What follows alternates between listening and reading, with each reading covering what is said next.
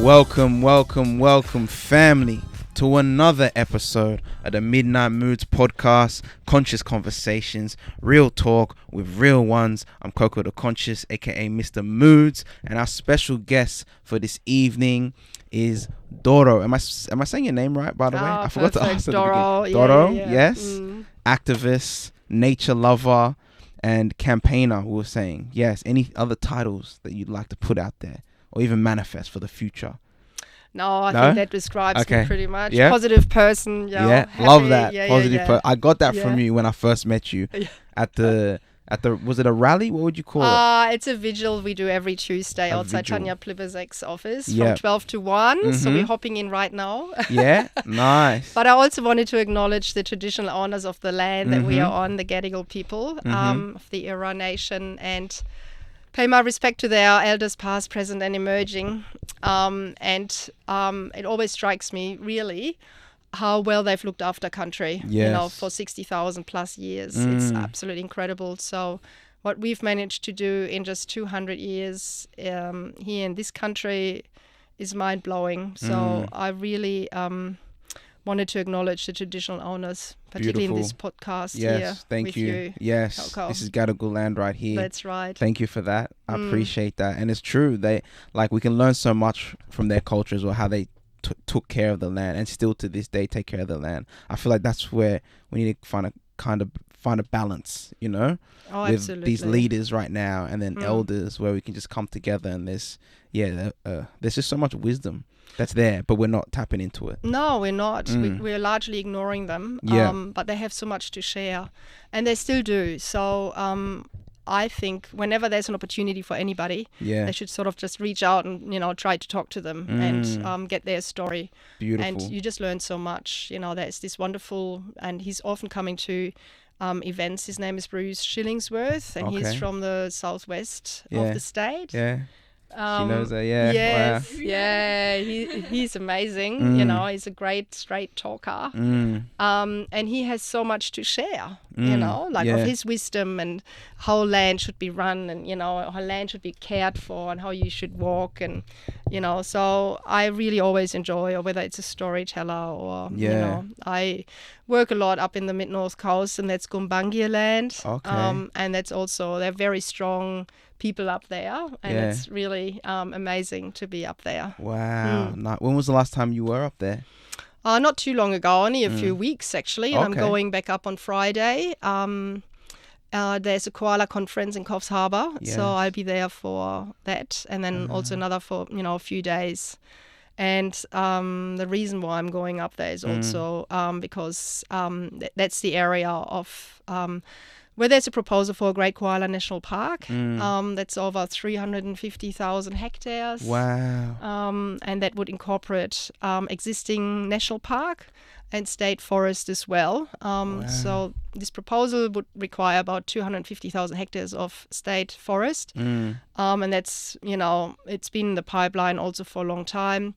And Labour is apparently supporting this if they are voted in at this coming up election. Okay. Yes. Nice. They said that last time too, so I hope they stick to it, and I hope they stick to the full volume of this national park. But it's like an S shape, goes just, from inland, Dorrigo, past sort of Coffs Harbour down to Kempsey, Port Macquarie. Wow. Yeah, it's beautiful land. Yeah. But the problem now is, under this Liberal government we have, there is incessant logging up there right now. So they're logging actually areas that are mapped out for the Great Koala National Park. So they go in, they do not only native forest logging in there, and that's the most intense it's ever been, but also plantations. And some, these plantations, forestry, like New South Wales Forestry Corporation calls them plantation, and they, what they describe as a plantation can change from 1 week to the next. So it's not very tricky. So it's very tricky. Area. It is a grey area. So they say sometimes something is a plantation if in the 1960s somebody went through and he just threw some seeds in the air, and that's like a plantation. And so they say this is plantation, and we can completely clear fell this area. And they have copped quite a lot of fines lately in that region because of this sort of practice, particularly when the EPA came on board, but it's traumatizing for everybody who lives there and cares for forest. Like the communities up there are suffering at the moment greatly. Like I have there's quite a few groups, and they're traumatized. Like you don't understand almost living in the city, but if you live up there and you live in the forest, like you do in that area, there's this beautiful land called the Promised Land. And I know forest neighbors, they call them, but they're just like literally there's this land and they're amongst the forest, and they can hear the koalas at night, and they can, there's animals like radar gliders and owls and everything. And then all they do now at the moment, they just hear the chainsaws going through, and they're pulling over of trees. And I'm getting goosebumps just thinking of it. Like in January, we were in an area, and that's an area that was going to be logged. And then I was there just a few weeks ago, and literally, you just don't understand how awful it looks when you've been there. There are creeks and everything, and they just massacred it. It is massacred. Yeah. So, and these people, they suffer. And they're represented mostly by from the National Party. And we just had a rally actually also a couple of weeks ago on Thursday. There was a debate in Parliament about ending native forest logging that was put on by a petition that got more than 20,000 signatures. Wow. So it was forced to be debated in the Legislative Assembly.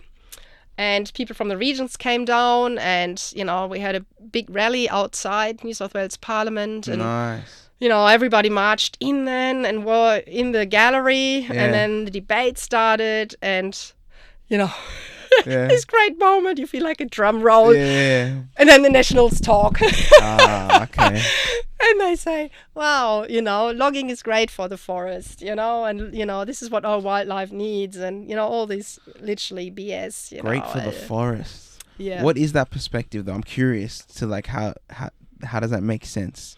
Yeah, to you and me, it wouldn't make sense. But what they say is, there's an opportunity for regrowth, for it to grow, bigger, and it would actually, in their mind, reduce burning, fires. But it doesn't. I don't know whether any of you has heard of David Lindenmayer. He's a professor.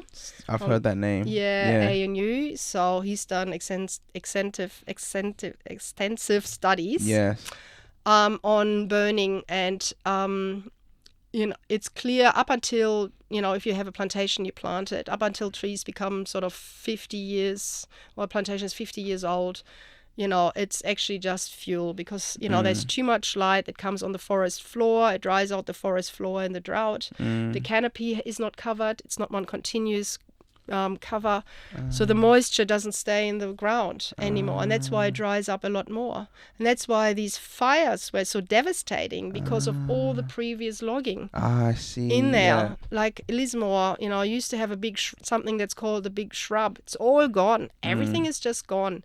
And for me, the best proof of this is also when you look at the Great Koala National Park region, there's one area, it's called the Kelang Headwaters. And that's deep, deep, deep in the forest. So to get there, you go from Bellingen, you drive another hour and a half, and that's called the Headwaters, because this is where the Nambucca River, the Kelang River, and the Ballinger River originate. And that forest has not been logged in 70 years. Wow. And the fires didn't get in there. They were all around it. Yeah. But everywhere where they had been logging and the forest was younger, just gone.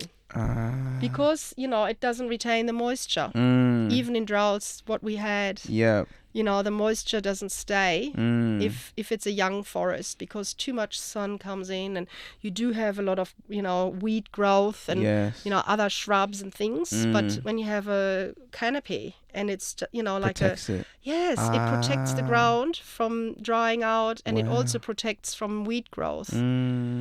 So it all comes around. So these forests are now being hammered, unfortunately, despite, the presence of koalas, and they have been mapped, hot areas, sort of what they call hot areas for koalas, because there's a lot of movement, and they still log them. So, And if koalas are gone, the greater glider is gone, and all the animals and birds, and everything The that's whole sort ecosystems. of whole ecosystems are just gone. Man, that's very interesting though. I didn't know that about the ancient forests, like the difference with the young forest. But it makes sense to me. I mean, Doesn't that makes it? a lot of sense. Yeah. Doesn't take a rocket science to No. kind of figure that out. No, it makes a lot of sense to me too. Yeah. But it doesn't make sense to Or it doesn't make money for No. So it was really hard going back to this debate at the Legislative Assembly a couple of weeks ago, when the Nationals then sort of said, oh, we talk for the regions, and we want these jobs, and logging and everything is great. And then there were people in the audience, and I tell you now, they were weeping. When you're in the gallery, obviously you can't speak to them, or you can't make your voice heard, and that was but particularly when they claimed that they were speaking for the regions and the people in the gallery,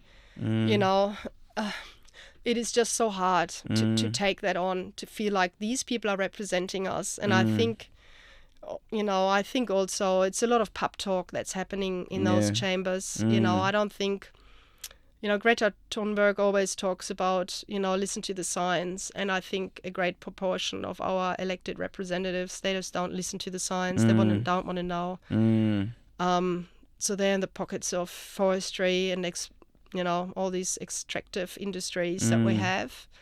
And it's very hard for the general public to actually be heard unless it's election time. Yeah. So now it's for us an opportunity to, make us heard, raise and the awareness. raise the awareness. And, I hope we can have a change of government. And I also hope, our strategy is well to support anyone who will commit to ending native forest logging and to things like the Great Koala National Park, and whether that would be a Liberal who is speaking like that or a National, it doesn't really matter. But I'm talking to quite a few teal independents that are coming up. So, for example, Vaucluse has somebody already running. Her name is Karen Fryer, and I had a meeting with her. And she said, yes, she's on board. She also doesn't want to have the Warragamba Dam wall increased, so she's also against that. And that indigenous artifacts are on those sites, so that would be obviously against that too. We would lose World Heritage status just so that the developers can get free rein down on the other side in the floodplain, and then they can build more buildings. And that's why the government now wants to have, instead of trying to get these people out of the floodplains and move them to safer areas, or not build on floodplains to start off with, rising the Warragamba dam wall, they argue, and they can just build more, but to be honest, it will not be enough, because we're going to have so much more rain anyway. It's coming. So very short-term thinking from Parate. Obviously, again, didn't listen to the science.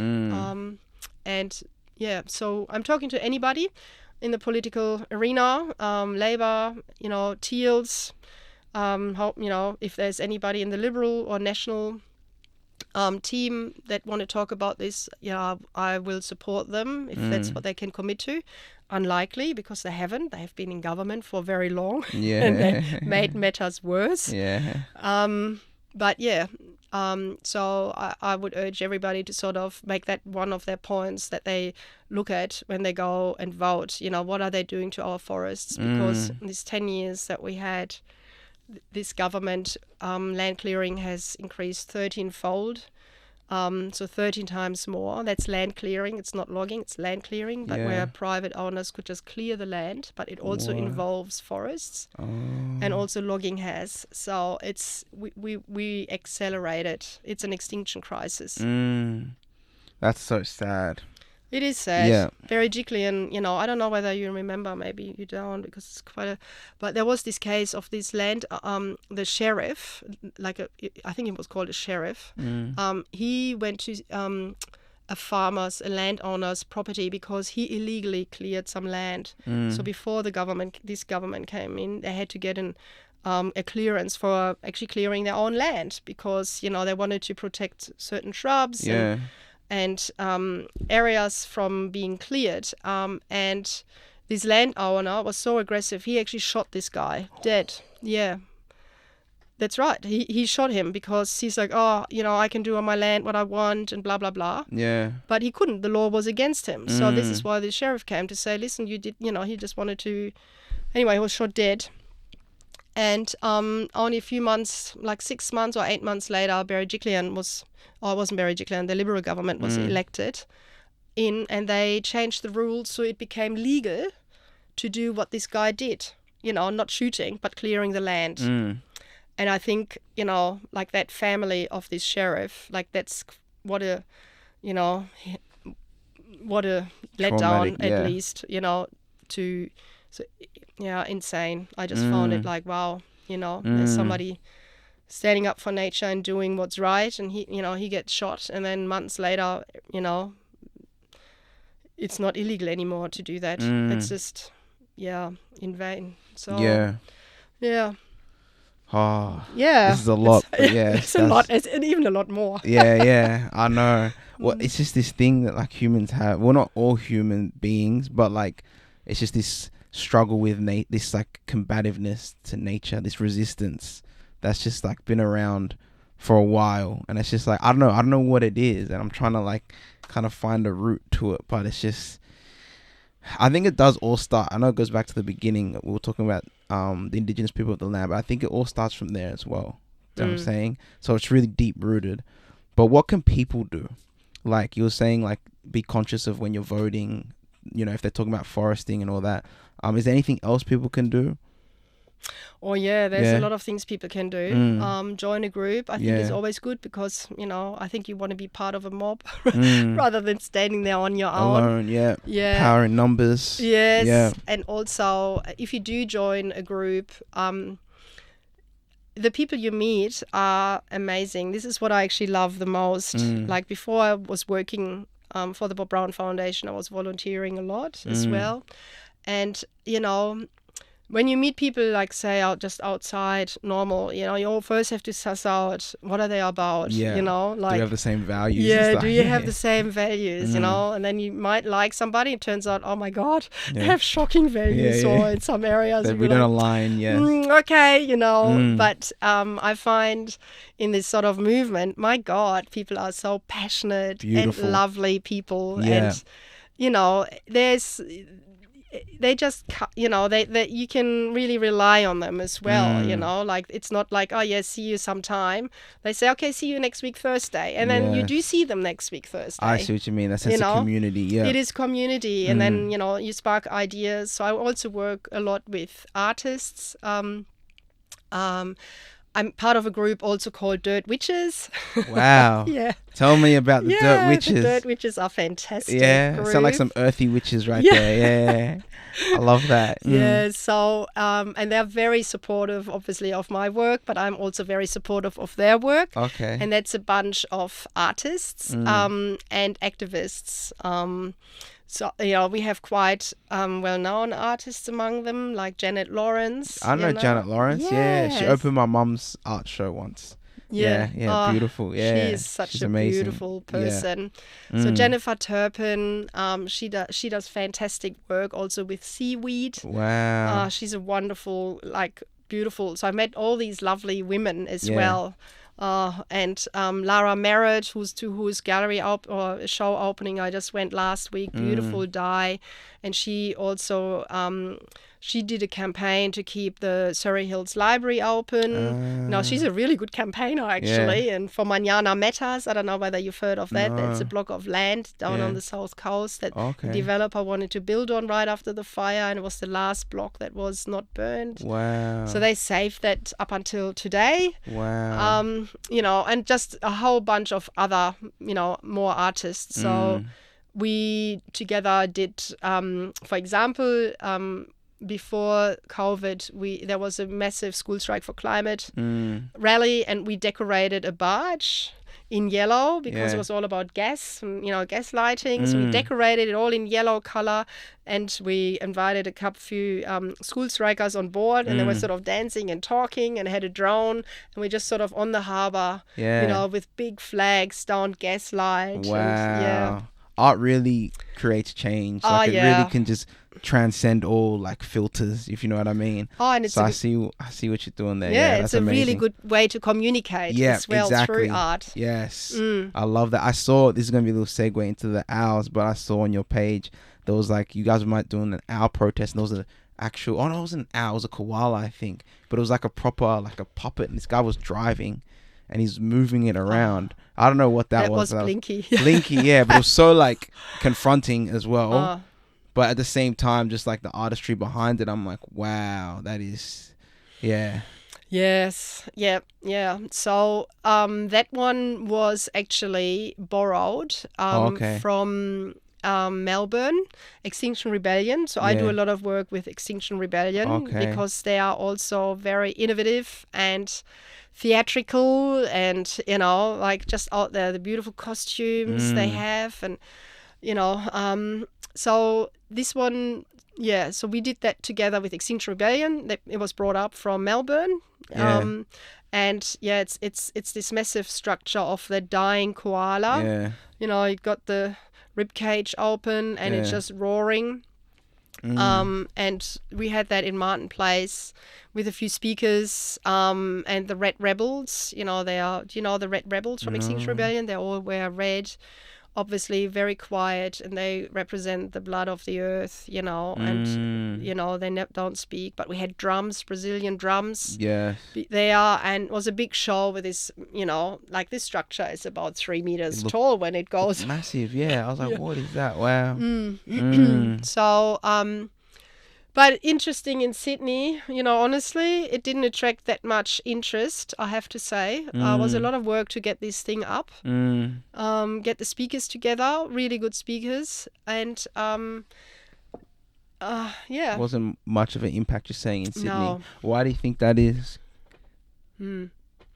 That's the big question. You know, somebody said to me, you know, like in Melbourne, it got a lot of attraction, that thing. I've always felt like Melbourne has more artists and like more like creative people, so maybe that could be part of it. I think that is definitely part of it. Because I felt that difference when I go to Melbourne, and I'm obviously here from Sydney, but it's just like Melbourne's like, I don't know, I feel like it's just, there's more creatives, there's more of a like welcoming culture, and there's more of a culture there. And then in Sydney, it's more like a rat race just like corporate, and you know, get to where you got to get to, and me. Yeah, and money, exactly. Money. Yeah. So somebody said to me, who lived in both cities, she said, oh, in Melbourne, everybody has part-time jobs, so they have time to go to, you know? Yes. And I thought, oh, that's on top, so they can afford to have a part-time job, whereas we literally just like, oh my goodness. Trying to stay afloat, Yes, So it just, you know, it distracts you from looking at the big picture. So you know, and I think, you know, I'm German, so I grew up in a culture also that is probably more open to protest. You know, I was very young when I went on my first, and they were always quite large. And when I was a student, you know, like I look at universities here, and I look, you know, there used to be so many stalls and everything, so you became quite engaged, you know. So like I think life here is very inward looking, you know, and the state takes away a lot of your responsibility, unfortunately, as well, because of those liability laws that we have here. Everything has to be super safe. I feel takes the fun out of it. Yeah, I see what you're saying. And takes the freedom out of it as well. So I think we ending up in some sort of dead end here. with that, and it's become a lot worse. So I've been here a very long time already, and I've seen it change a lot, you know. So I think when I came first, I thought, oh my God, Australia is so free. But you know, it's been 25 years in that time, you know. Like now I'm thinking, oh, Germany's so free. Wow, the contrast. What was your first protest, by the way? You were saying your first protest in Germany. Yes. What was it? Childcare centres. Okay, all right. Yeah, I was just curious to see where it started. Yeah. They wanted to have more pay. Okay. Yes. Yeah. So that was, and then there was a gap, I suppose. But when I was a student in my father said, "Oh, that town, you shouldn't have studied there." Yeah. Sort of a very left-leaning Yeah.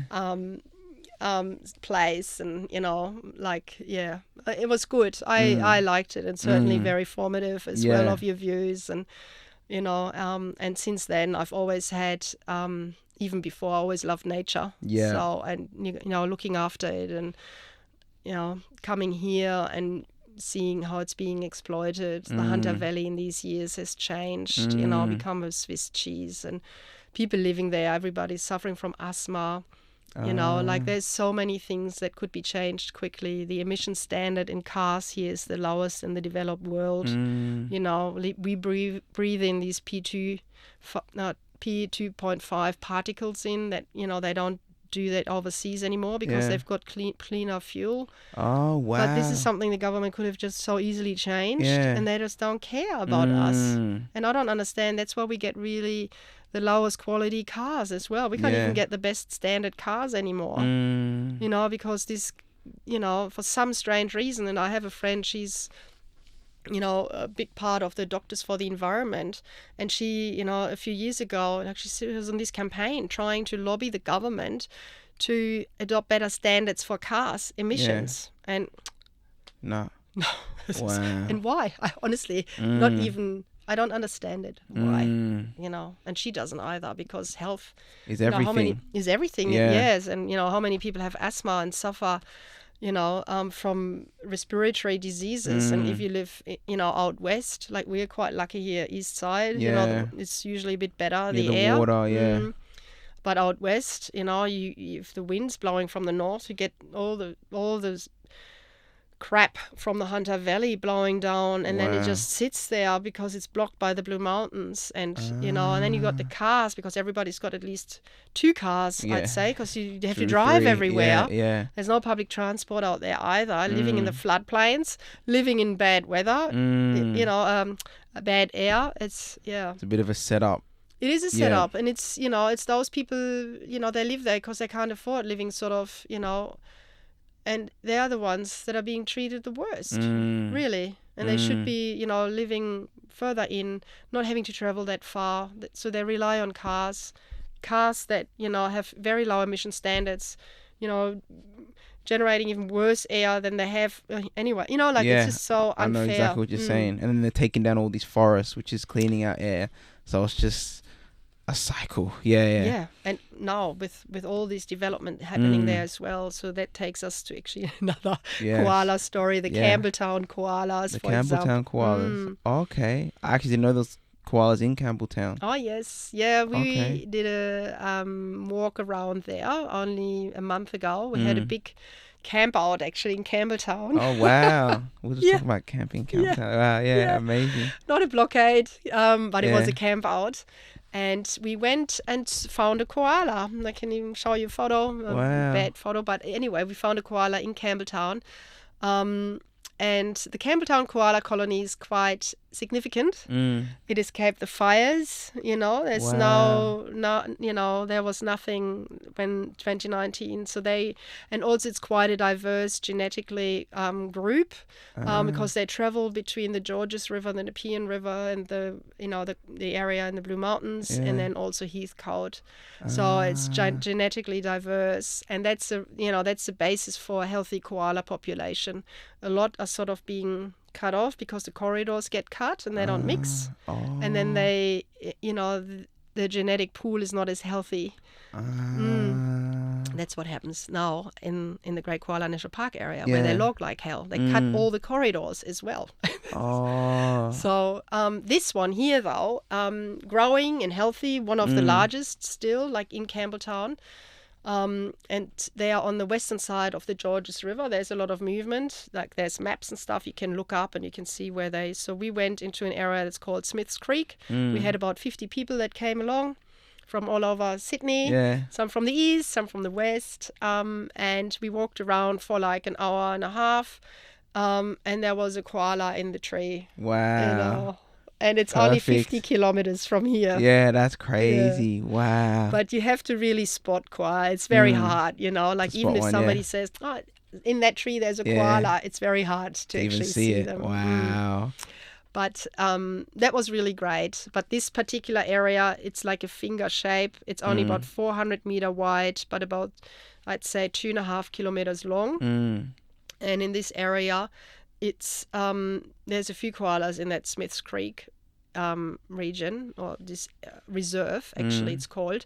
But they've been cut off, like there's a development right at that end that links that to that Georges River. Oh, so they can't and that's get been there. built out. Now they can't get out. So you look at that koala up in the tree and you think, oh, great. But then also, He's stuck. he's stuck. I see, yeah. He can't get out because it's surrounded, it's literally like this finger of green, and there's, this is all development and buildings. Just around. And there used to be this sort of corridor leading to the wider area. And that's it.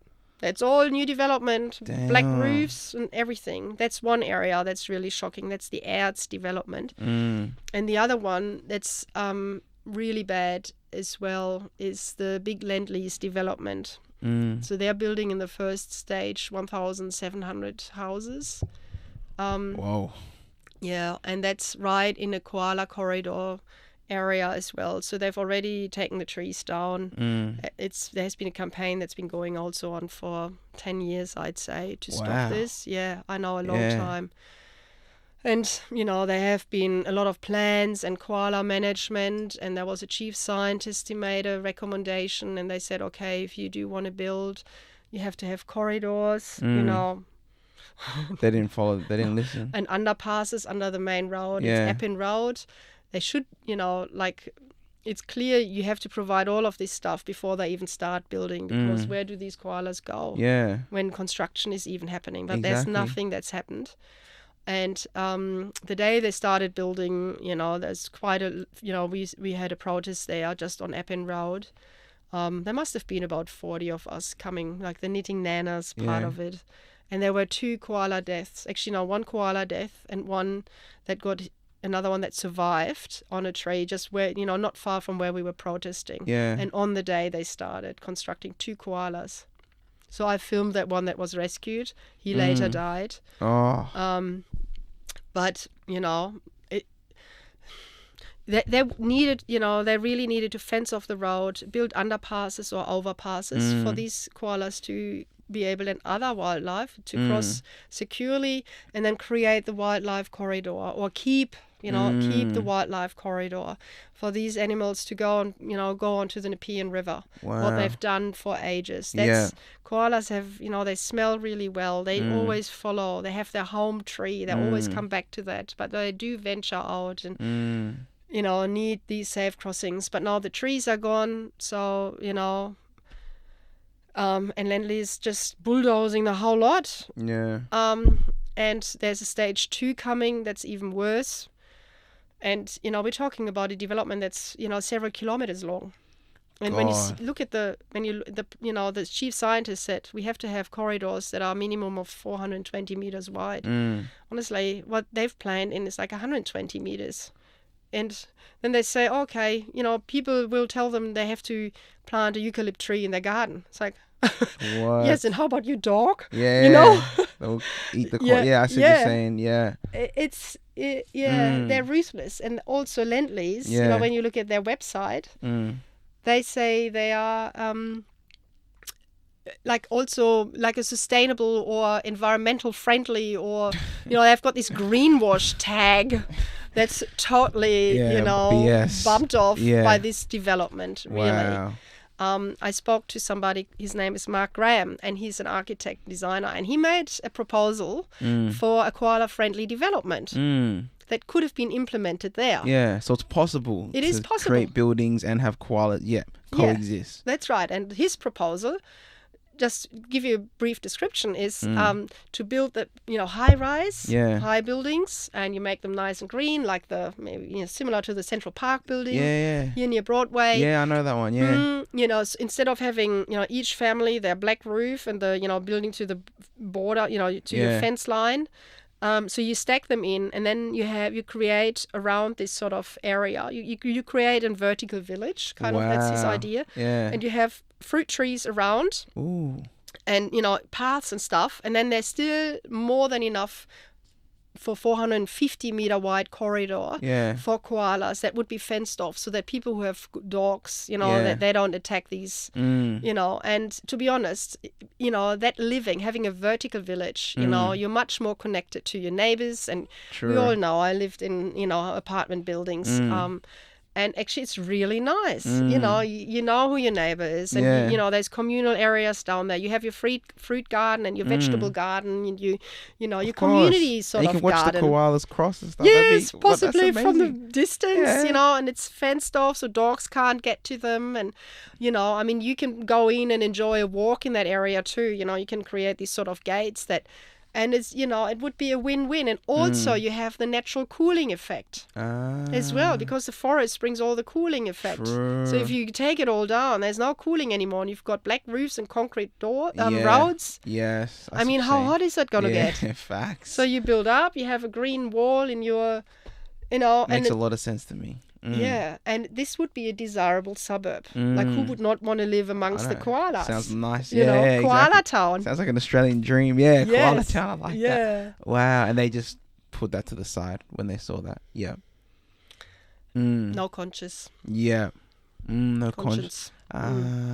Yeah, it's really, and this is what happens all the time. You drive up and down the coast and you see everywhere where we had beautiful forest, coastlines, it's all been logged, and that's part of the demise of the koalas. So they're now endangered. They moved from being not listed to vulnerable and endangered in 10 years. So they will be gone by 2050, the earliest, unless we actually, change the way we do things. So I'm shocked myself. Like, I haven't gone down the south coast for a long time. And I went to Jarvis Bay, there's the big, we've got the freeway now. You can literally go down half the time. Yeah. And all along you see development, and bush being logged. And this is where koalas used to be. So we're competing. It's getting hotter inland as well. They used to also live in the Pilliga forest. It's become too hot. Near Canada used to be a koala hotspot. But it's getting too hot. And there's also mining around there, So we're competing with their habitat now because they're moving to the coast. And we're taking all the forest, trees, everything down. I visited Port Macquarie, as a group fighting development there. And they showed me a forest and bushland, beautiful, and then zip, all gone. All the stuff was still lying around, and that was going to be cleared. And a bit further down, they created a shopping center, and they said there was a koala even going into the shopping center because that's obviously where the home tree used to be, and just sitting in there looking, where. I know. Sad. Yeah. It is tough. Yeah. So we have to change. Yeah, we have to change. I feel like people need to become a little more sensitive too. Maybe that's part of it. Yeah. I feel like that compassion and sensitivity isn't there anymore in a lot of leaders as well, people that are making these decisions. Yes, that's right. And I think, a lot of these homes, some have now moved up after COVID, but a lot are holiday homes, and they are holiday mansions. Yeah. What's wrong with hiring a place when you want to go on a holiday? Why do you need to own it? They're often empty for, long times. So no one's actually using them. No. Yeah, I see what you're saying. So they have a house here, they have a house there, and maybe another one, and, negative gearing and all of that junk. Yeah. It's all leading, and it's like, oh, it's not me. That house was already there, but, we all add to it. And facts. Yeah. Terrible. Yeah. I don't know. It's a complete... It's because we can, Yes. It's quite decadent. Because we can. I see what you're saying. Yeah. That greed, it's just like constant, it never ends. Yeah, and nature can't keep up with that. We live way beyond. I think by June, July every year we have consumed as much as we would be allowed for the whole year, and then we sort of borrow from next generations. I know whether you follow that sort of saying. We're taking away from, too much, yes, because it can't regenerate. So we're just eating into our reserves as we are eating into our carbon budget. Yeah. All of that stuff. Wow. We just live over our means. We don't have to. No, we don't have It's become, to. yeah, I see what you're saying. No, we don't have to. We can still have a beautiful. I actually think, personally, I'm maybe a bit of a socialist myself, but I think, just taking cues sort of from the communities I meet, like if we started to share more, like we have much more community engagement. And when I talk to you about this, construction that Lend-Lease could have done down in Campbelltown, and we all are seeking each other, we want to have nice connections, and wouldn't that be nicer rather than everybody has their own house, their own little castle with a remote sort of button, and then you speak, through the speaker. This whole separation thing. I know what you're saying. Rather than, hi, or can I borrow your power tool, or this, that, and the other, or, we're just sitting over there. Do you want to come and have a cup of tea, or, that's all gone because people can buy everything themselves. They don't need to rely on anybody else. And if you go into areas where people are less wealthy, there's, I think, often more of that sort of community sense. That's sharing. Yes, and you value each other more as well. I like that though. That's a beautiful. Did you say that's a socialist thing? What were you saying before? Yes, Okay. It's more of a, I like that. That's a nice dream right there. Yeah, I mean, like whether you have like a hedge saw and I have a whippersnipper or whatever, you can. Of course. Yes. Trading, sharing. That's what it's about. That's why we're here on Earth, to be honest. But I love what you're doing, and I hope people really connect to this and take heed to what you're saying, and support this. I want to talk about the Bob Brown Foundation though, and the owls. I want to get to there as well before time. Because speak out the shirt first. Beautiful shirt, by the way. We love it now. It's very powerful. So I saw you guys on Cleveland Street, with the owl masks, the drums, the saxophone, big yellow sign, and it was a different energy, and I was like, what is happening here? So please tell us about it. Tell us about the owls, the masked owls, and what's happening in Tasmania. So the Bob Brown Foundation, is based in Tasmania, and why we are there every Tuesday from 12 to 1. So anybody is really welcome to join us outside Tanya Plibersek's office. And the Tarkine is a cool temperate rainforest area, and it's ancient. It has huge myrtle trees. They're giants. They're eucalypt trees. It's got, it's a nearly 500,000 hectare large area, and it's hugely diverse. It doesn't just have forest, but it has button grass plains and a coastline. So it sits on the northwest of Tasmania. And it's stunning. You go there and you spend time and you feel like you're in a dreamland because it's covered with moss in a lot of areas. The roots are exposed and moss is growing like hands. And you can literally see, how the trees are connected under the earth. And they are through the legion. So they communicate with each other. I've heard this, Yes. And, they sort of give up that perfume, and I think it's one of the most magical places I've ever been to, and keep going there. Only a small part of this incredible forest is protected. It's a shame. In 2000 and I think it was 2013, there was a real hope that it might become all listed as protected in national park. We are campaigning for it to be World Heritage listed and return to Indigenous people cover. So that's what we are campaigning for. But unfortunately, 90% of this forest is not protected. 90. So it's threatened by logging, by Sustainable Timber Tasmania. Funny name for something that's so unsustainable. I know. And also largely mining. So our foundation, we've been fighting again, to protect this forest for 10 years. And before, there were other groups that have been, standing in this forest. And this masked owl is now important because there's a Chinese mining operation in Rosebery that's sort of on the eastern corner outside Tarkine, and they're mined for metals like copper and lead. And they want to build a tailings dam.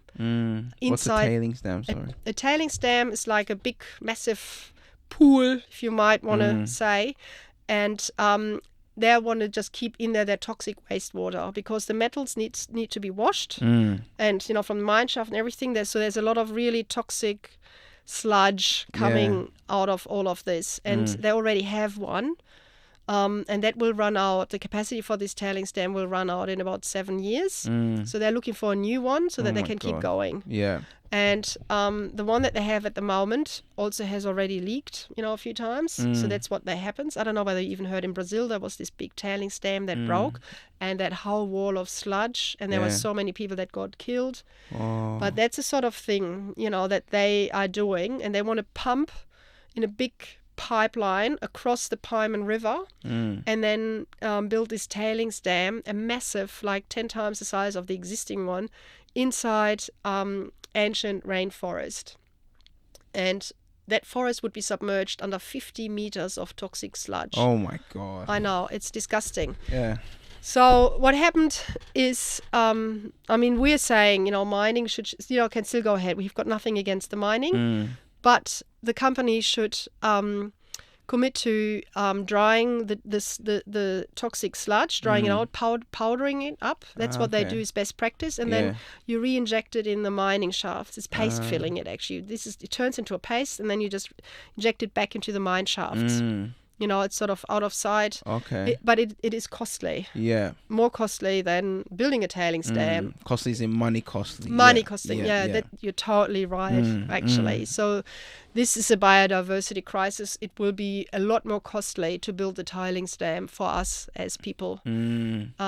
So the previous Environment Minister, Susan Lee, she sent the approval or an assessment of this tailings dam to the EPBC to be assessed under the EPBC Act. That's Environmental Protection. Okay. And Biodiversity Act. And MMG started already building roads there. 14 kilometer of in-roading into the, that means a lot of logging of these, trees there. And they wanted to do test drilling and, but we found out that that's actually illegal because that hasn't been allowed. Took them to court. And then also Susan Lee, just 4 days before the election, she withdrew that. But we still went to the court, and the court also found it's been illegal. Wow. And now this decision, whether MMG can actually build the routings and all of that stuff, the initial clearing is with the Environment Minister now. So when we won the court case, the judge said, well, the decision by Susan Lee is invalid because what actually happened, we found that the masked owl is living right in that area. Originally we just heard only one, but we actually found that there's a breeding pair. Wow. And they're also endangered. So they can't just bulldoze in there. And then, so MMG said, we'll be looking out for the masked owl. But, there's a lot of sort of potential habitat trees, and where their road was going was near there. So they would be disturbed, and you can't. Yeah. So then now you're going to spot an owl as well like that, like just 2 out of... Yeah. Beautiful owl, really. Stunning. We've got this really big poster hanging in the office, and these eyes, it's just, like that beautiful. Yeah. So it's now with Tanja Plibersek, and that's why we are there. So what we do every week, and for 1 week every day, like in the beginning, we present her either with images, photos from that particular area where the tailings dam is going to go. Just to sort of show how beautiful it is, and artwork by artists, because the Bob Brown Foundation runs art camps every Easter. It's called Art for Tarkine. Anybody interested in listening and is an artist and want to be immersed in Tarkine, come and join. It's free. You get fed. You just bring your art gear, whatever it is, painting, sculpture, music. It doesn't really matter what it is. And you just spend 4 days in the Tarkine and just, get inspired by this incredible incredible I forest. gotta do that. Yes, We gotta do you that. you Yeah. have to come. Yeah, for Please sure. do come. It's Yes. so much fun, and it's so special to be That's with all amazing. sorts of artists. So Yeah. we have a bit of artwork from all these years that we've been doing it, and I've been giving Tanya quite a fair bit of that, mixed with beautiful photographs by our photographer Yeah. and other photographers that we bundle up. And every time, there's a message for her, and we've asked for meetings, and so has Bob invited her to actually see for herself. But to this day, she has not come back at all, which is quite disappointing to us. She's spoken with MMG, Yeah. but she hasn't spoken with us. So Wow. it's a bit funny because she's an environment minister. We was feel gonna she say. should be talking to environmental groups Yeah. and not to, the corporate world. It's like as if the finance minister was only talking to environmentalists, but that's never happening, but it's the other way around. That's a good point. Yeah. Wow. So there's no point of contact with Tanya. No. Okay. No. I have seen her though once when I was at a book launch, and a friend of mine and I, we dressed up as the owls. We're Love that. Yeah. Yeah, we have these beautiful masks, Yeah, I've seen them, yeah. and then the coats, and we're just sitting in the audience. We got front row seats. She can't miss that. Yeah. No, she didn't miss it. And we're Yeah. just 2 seats from actually a woman, Natalie Isaac from 1 Million Women. Okay. She's just 2 seats from us, so definitely she saw us. And I also had, when she walked off stage, I kind of like but she only just said, "Oh yeah, thank you." So she's definitely aware. Yeah, she's aware, and she hears us every week outside with a big yellow banner. Can't not hear you guys. And yeah. we bring in stuff into her office, The police usually escorts us in. Yeah. I saw the federal police there and everything. I was like, whoa. Yeah. But it was very peaceful. I didn't see any... No. Yeah. It's always peaceful. So whatever we do, it's non-violent. Yeah. We are, absolute, that's the highest priority. Non-violent, no ugly words, nothing. It has to be, resistance, but peaceful resistance. Yes. Peaceful, beautifully said. Yes. Wow. Yeah. So, but we live in hope, so hope, maybe one day she'll just be saying, okay, it's time to talk. Whether she talks to us or whether she reaches out to the foundation, talks to Bob or Jenny or any of the other people there who are doing so much work to protect Tarkain, it doesn't matter as long as it gets protected. And so many people are on our side, when you're on the right side of history, yes. you know that. So let's see. I mean, she's made some funny decisions already. Yeah. But she's also released, a good report, a threatened species report, or action plan actually. And she was also, quite thrown by the state of the environment report that comes out every 10 years only, and how dire it all is. But since then, she's allowed for the Burrup fertilizer plant to be built in WA. Okay. In indigenous, it's a lot of indigenous artifacts, and she's just saying, "Oh, we can just move them," and the disrespect. Yeah. So, so that's the Tarkain on that, and to also, just give a little bit more insight into what it was involved to protect that from the routings for the tailings dam that MMG wanted to do. So there was direct action in the forest over about 9 months, and that meant to set up camp, have tents suspended in trees and stuff, so that the equipment couldn't get through, the trucks couldn't get through to log. I mean, it turned out later to be illegal. Yeah. And about 88 people got arrested in the course of those months. Whoa. And because the whole action from MNG was illegal, actually arresting them was also illegal. Wow, So nobody got convicted. I mean, they all, were transported off and had their court days and stuff. Yeah. But in hindsight, actually, because the original action from MNG was the one that was illegal. So everything after that wasn't. Yeah, I see what you're saying. Yeah, that's right. But a lot of people came to the blockade, and it's something for everybody. So you don't need to climb a tree if you don't want to. You can just be on the ground. And an older lady in her 80s went there, and she came back and she said, "Oh my God, that was the most amazing time I've spent there with these people." Really? Because you get fed really nice vegan food. You have great company. Yeah. You are in the forest, with other forest defenders. Yes. And you got the spirit of the forest. You've got the spirit, and just surrounded, and it's a really well-run camp, and it's not, even when police rolls in, it's non-confrontational. They say to you, I ask you to move on, and then you move on. Except when you put up your hand beforehand and you say, no, I'll be fine, I'll be resisting today, and then they have to, they bring in the gear and the fire brigade to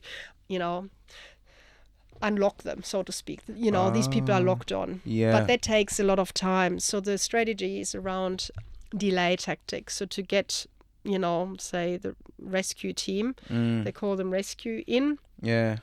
To this remote location takes a few hours. So you're trying to delay the process. I see what you're saying. Yeah. So by the time that person is cut off and everything, the day's finished. Okay. And then, clever. Night they come back, and the next day it looks the same. It's a bit like Groundhog Day. Yeah. But also the person who runs these camps, Scott Jordan, a very lovely, high integrity man.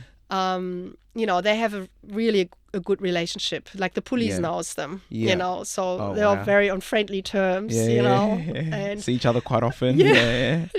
They would like to see each other less. And that's, it's reassuring. So anybody who goes there doesn't need to really fear like, oh my God, it's going to be this. It's very civilized. I think the only threat somehow comes from the workers. There have been some incidents that weren't all that fantastic. Okay. But that's all illegal, and they are the ones more that are sort of overstepping the line. They're not non-violent. They can be a bit rough. But, that doesn't happen to like the normal folks. So we had quite a few sort of famous people come in and, just sort of major tourism operators there. Sort of music stars. Maybe a rapper is going to come. For sure. On this podcast, it's going to happen. Yeah. Yes, wow. that's right. So people with higher profile, I'd say. Yeah. And then, they happily lock themselves on the road or, and just saying, listen, this is just too important. We can't have this forest being logged for roading and nothing, really. tailings dam that could be pasted back into the mine shaft. That's what's getting me with this whole conversation is this alternate like ways to do things, and it's proven, but it's not being done. That's the whole thing. That's like really rubbed me the wrong way. It's like surely we can see that, So that's very frustrating. I don't know how you guys. I don't know how. So, anyways, how do we keep going? Yeah, I know. It's not about naysaying. It's not like, oh, don't do it. You can still do it. I mean, what you can't do, of course, is native forest logging. Yeah. But why would you want to log forests? You 85% to 90% get wood chipped. You don't get anything high value out of these native forests that you'll be logging. So on my T-shirt it says "Protect Native Forests." Yeah.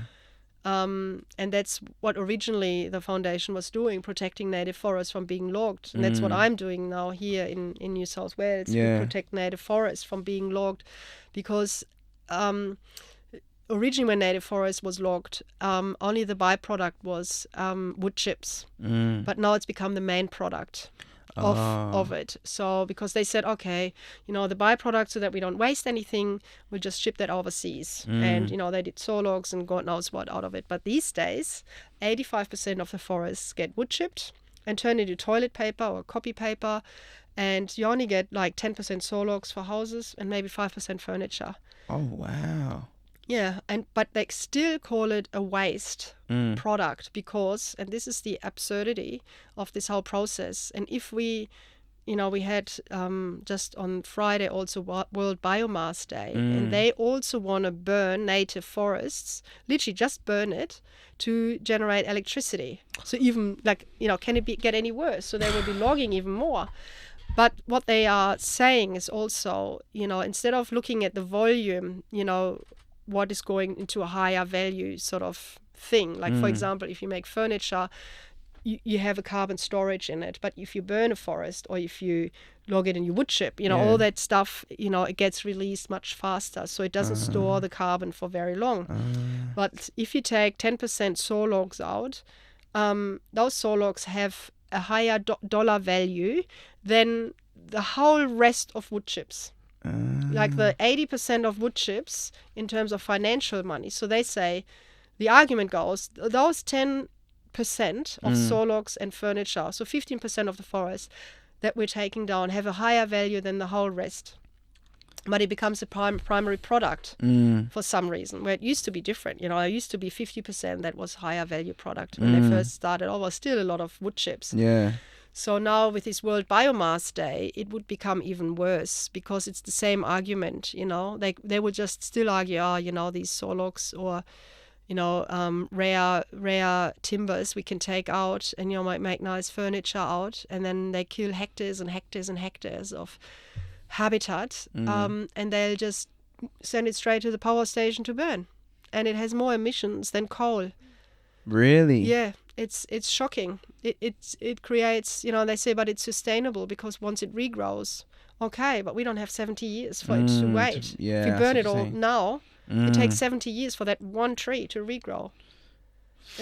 Yeah, and that's what they want, So there's now an inquiry, and they've asked, there's a 5th submission or whatever people put in to say whether they want native forests to be included in the renewable energy target.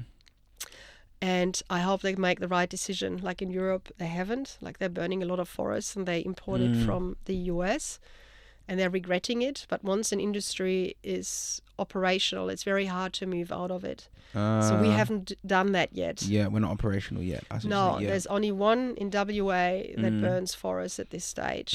But there's, I think, about 12 or something that have a license. So if this would be, if this would be just nailed on the head now, there would be, not really huge compensation that you can pay them out easily or organize different. So that's a real concern because that's just a monster that's potentially coming. I mean, even worse than anything else. It's literally just chop down this tree. It might be a koala tree or greater glider, and even logs that are on the ground, they become part of the whole cycle of life. They still provide homes for millions of sort of, to drag everything out and then possibly burn it.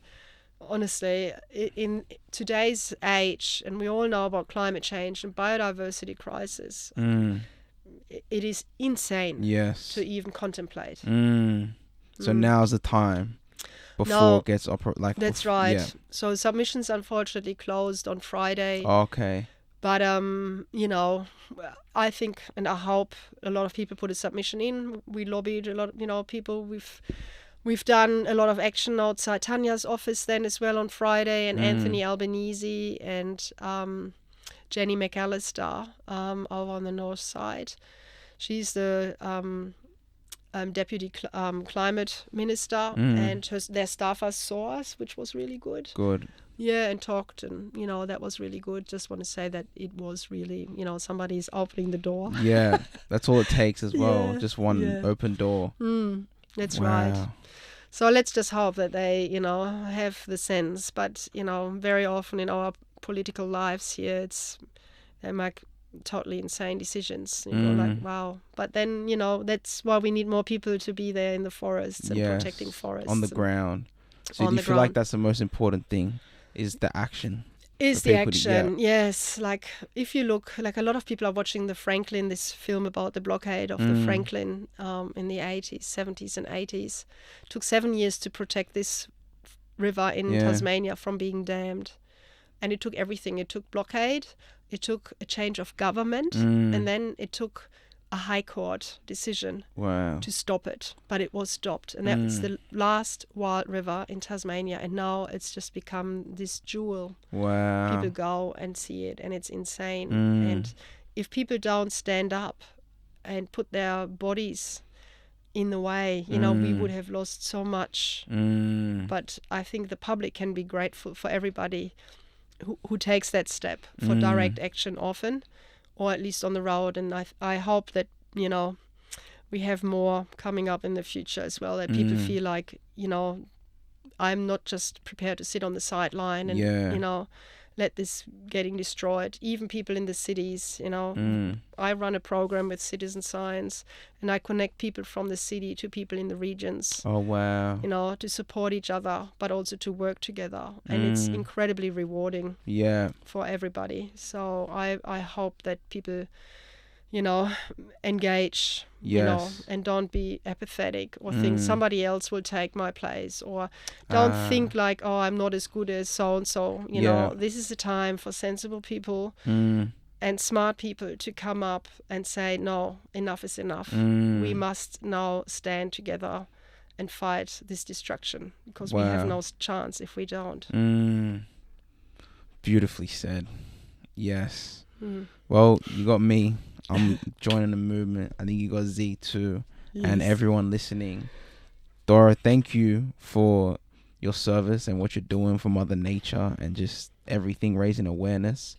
It's so powerful. How can everyone, obviously the Bob Brown Foundation, what are some other channels and avenues that people can tap into in order to raise awareness and actually put it to action and become part of movements and communities like you were saying earlier?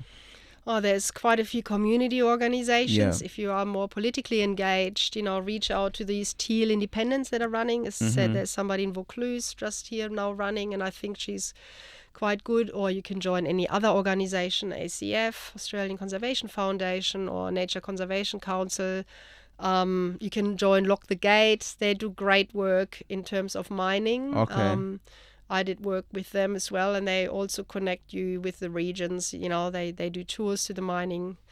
They're really outstanding actually as well. Be informed is something that's, I think, really important. So when people come up to you and say, oh, these greenies, or I don't like wind farms, or, why we all need homes and stuff.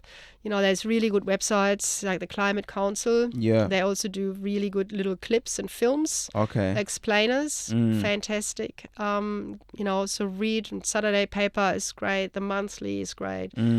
Just don't just read the so-called yellow press, or don't just get informed, I reckon, on social media either, because you're only looking, broaden your horizons. Horizon, okay. And be open to it as well. Yes, Okay. Be open to it, of course, But I think, and listen to the science, it's like, nobody in this sort of field, is just claiming something that's just not true. It is literally whatever we say and do is science-based. What is best for us, humans, and what's best for nature. And nature won't wait for us, but we need nature, If we want to be part of this journey that nature's doing, it's our decision. But we can also just close our eyes and say, our kids, they will suffer and are suffering actually. Yes.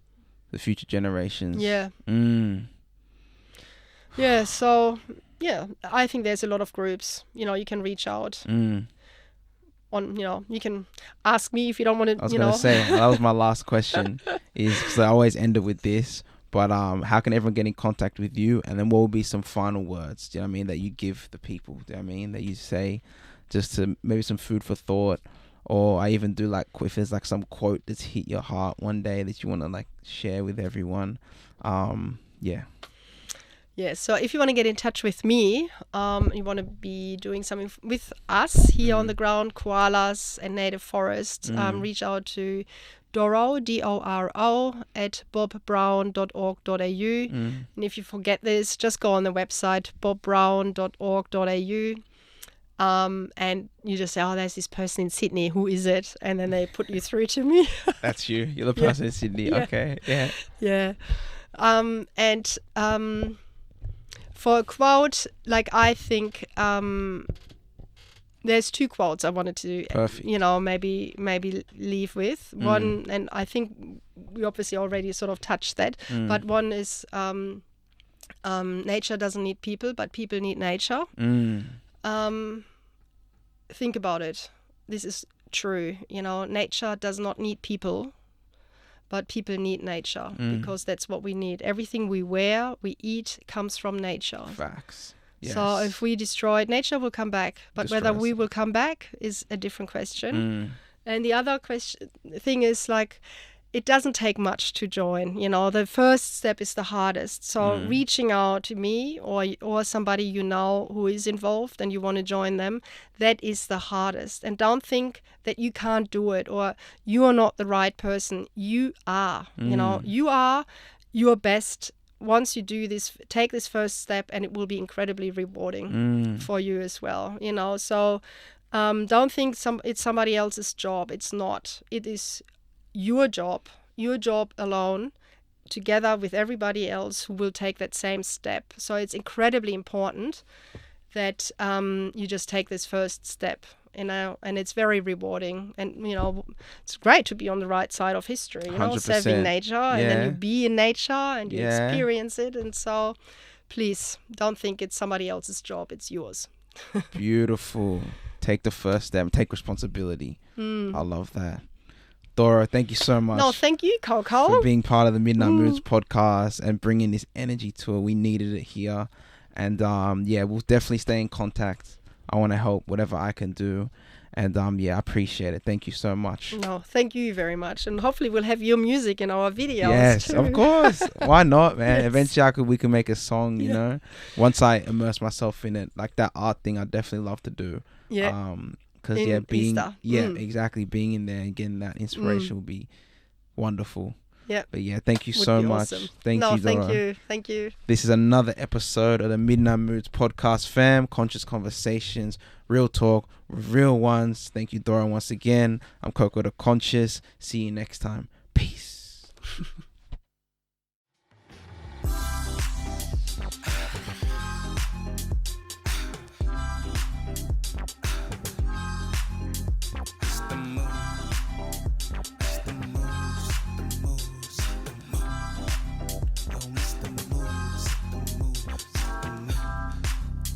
Mr. Moon.